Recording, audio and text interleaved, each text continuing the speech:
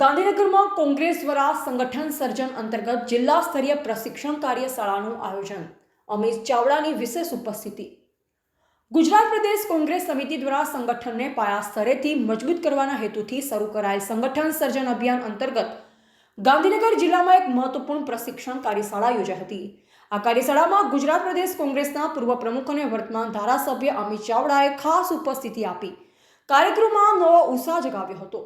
કાર્યક્રમની મુખ્ય વિગત પૈકી મંડળ અને સેક્ટર સ્તરના પ્રમુખશ્રીઓને તાલીમ આપી પક્ષની વિચારધારાને રણનીતિથી માહિતગાર કરવા ગાંધીનગર જિલ્લા કોંગ્રેસ સમિતિ ગુજરાત પ્રદેશ કોંગ્રેસ સમિતિના માર્ગદર્શન હેઠળ મુખ્ય વક્તા અમિત ચાવડા ઉપસ્થિત રહી સંગઠનના માળખાને કેવી રીતે મજબૂત બનાવવું તે અંગે ઊંડાણપૂર્વક માર્ગદર્શન આપ્યું.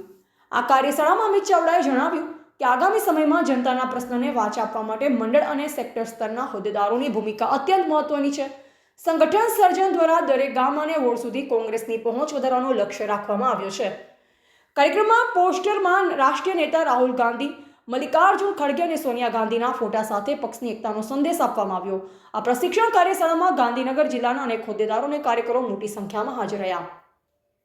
આ પ્રશિક્ષણ કાર્યશાળા દ્વારા કોંગ્રેસને આગામી ચૂંટણીઓ અને જનસંપર્ક અભિયાન માટે અત્યારથી તૈયારીઓ તેજ કરી દીધું હોવાનું જણાય છે.